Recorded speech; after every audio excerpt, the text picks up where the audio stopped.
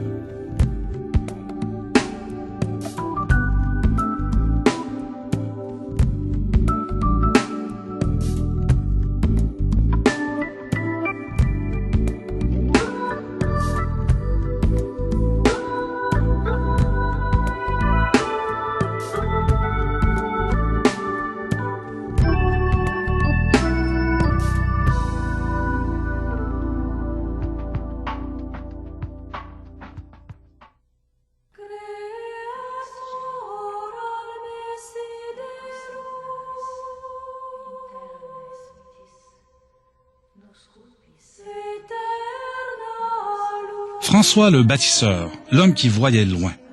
Sa fougue, son courage et son ardeur qui rayonnent encore aujourd'hui. Situé au pavillon d'accueil du Musée de l'Amérique française, le Centre de la francophonie des Amériques sera voué à la promotion de la francophonie actuelle et à la mise en valeur de la langue française.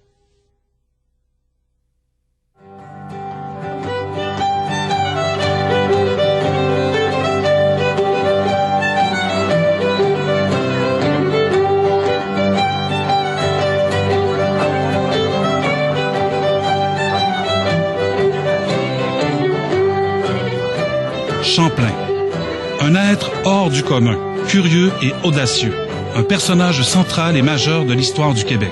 Suivez ses aventures au Canada et découvrez à votre tour un nouveau monde.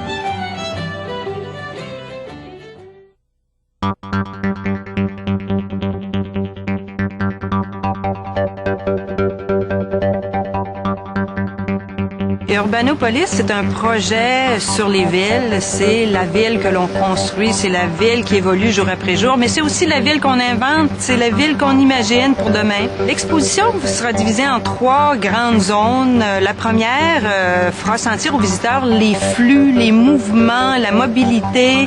La deuxième zone sera plus consacrée à l'environnement construit, en lien direct avec la nature, donc la dimension artificielle qui se fusionne à la dimension naturelle. On présentera également dans une dernière zone comment on appréhende la ville, comment on l'idéalise aussi. Et on aura aussi à travers l'exposition des maquettes assez exceptionnelles de grands architectes où on verra des projets urbains très novateurs. Les points forts de l'exposition Urbanopolis, c'est un design très évocateur, un traitement de l'image très fort, des moyens interactifs et audiovisuels stimulants et un choix de maquettes urbaines très exceptionnel. Comme le disait Jamie Lerner, la ville est un rêve collectif. Construire ce rêve est essentiel.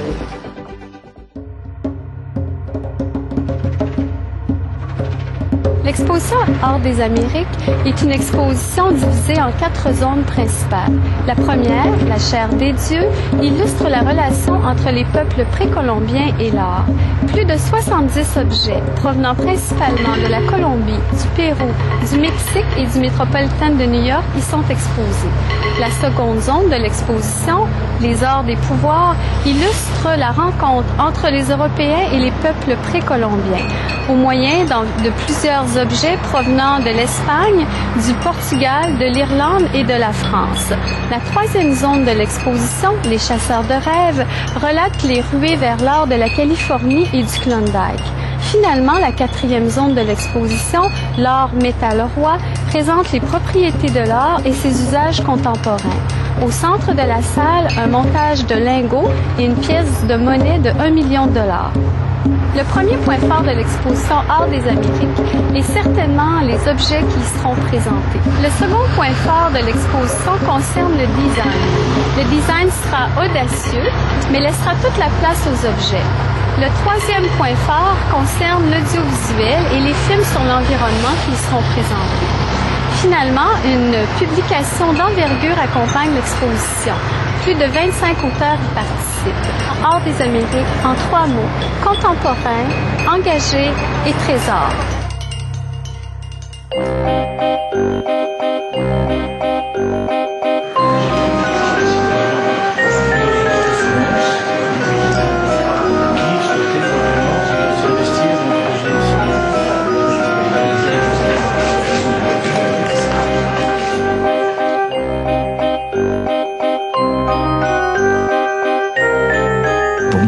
Un projet comme celui-ci, je l'aime, tellement je l'aime que je décide de consacrer une partie de ma vie à ça. Alors, le fait de faire appel à des animations, c'est pour que justement la population de Québec s'approprie de ce projet. Ça, c'est leur projet.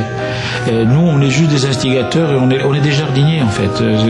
Et on est là pour arroser, pour aider, mais je souhaite que ce soit leur projet à eux. Et pour cela, il faut les impliquer, il faut les informer et leur demander aussi de nous dire des choses, de nous raconter des choses. Et on va être étonné de voir combien de choses ils ont à nous raconter. Et il y a des particularités ici qui n'existent pas ailleurs. Et donc, quelle est cette particularité? C'est ce que je veux savoir.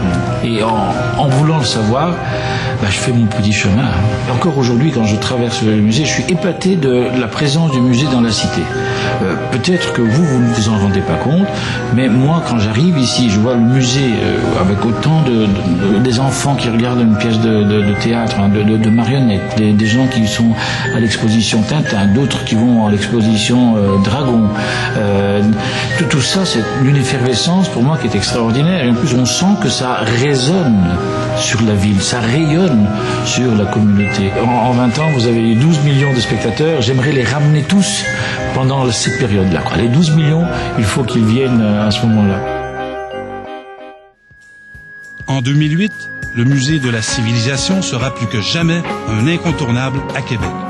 Vous serez conquis par l'effervescence de grands créateurs et y vivrez des expériences tout à fait fascinantes.